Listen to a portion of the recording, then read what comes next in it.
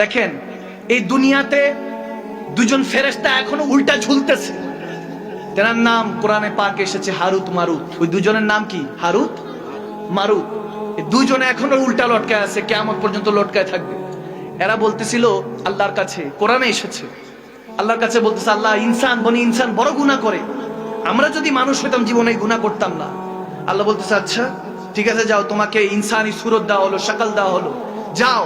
তারা বলতেছে আল্লাহ দেখেন আমরা কখনো গুনাহ করব না। বলে ঠিক আছে গুনাহ করো না, কিন্তু তিনটা জিনিস বললাম, এই তিনটার মধ্যে লিপ্ত হলে তোমাকে আর কেউ বাঁচাতে পারবে না, তখন তওবার রাস্তা খোলা থাকবে না। তো কোরআনে পাক এরকম এসেছে, আমি খুব সংক্ষেপে বলতেছি। হারুত মারুতকে যখন দুনিয়াতে পাঠানো হলো, আল্লাহ তাবারক ওয়া তাআলা তিনটা শর্ত দিল, জেনা করবা না, মানুষকে অন্যায় ভাবে হত্যা করবা না, এবং শরাব পান করবা না। এই তিনটা থেকে নিজেকে হেফাজত করবা, তাহলে তুমি হেফাজতে থাকবা। দেখেন এই জিনিসগুলি কিন্তু আমাদের জন্য মেসেজ, কোরআন থেকে মেসেজ, যাতে আমরা গুনাহ থেকে নিজেকে হেফাজত করতে পারি। এই মেসেজ তিনটাই আজকে নিয়ে যান, আপনাদের জন্য আজকে তিনটা মেসেজই যায় না। বেশি কোরআন শোনার আলোচনা করলে আপনাদের মাথার মধ্যে থাকবে না।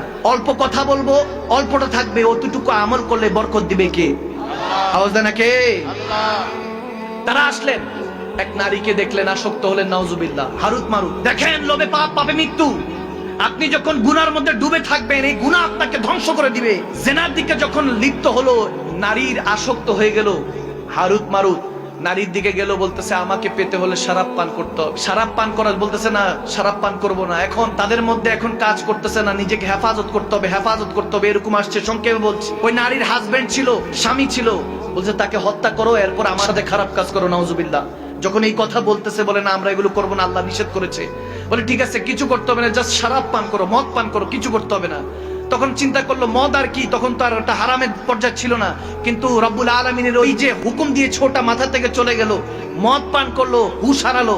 এরপর ওই নারীর সাথে জেনা করতে যাবে, বলে আমার স্বামীকে হত্যা করো, স্বামীকে হত্যা করলো। এরপর ওই নারীর সাথে জেনা করে, নাউজুবিল্লাহ, গুনাহগার হয়ে গেল। নাউজুবিল্লাহ পড়ে, গুনাহগার হয়ে গেল। এরপরে যখন হুশ আসলো, দেখে হত্যাও করছে, জেনাও করছে, মদও খাইছে। এমন অবস্থা করে আল্লাহর কাছে দুই হাত তুলে কান্নাকাটি করলেন। আল্লাহ তোমাদেরকে উল্টা লটকায় রাখছে। একটাবার চিন্তা করেন, দেধারসে গুনাহ করি, গুনাহ করতে থাকি, একটা গুনাহকে ধামা চাপা দিতে আরো 10টা গুনাহ করি, একটা মিথ্যাকে ধামা চাপা দিতে আরো 20টা মিথ্যা বলি। আল কিযবু হলে আল কুফরু যুলমাতুন, মিথ্যা ধ্বংস করে, মিথ্যা দিয়ে শুরু হয়। আপনি কাউকে খুশি করার জন্য মিথ্যা বলছেন, এটাই আপনার গুনাহ দ্বারা সূচনা হলো, ঠিক না?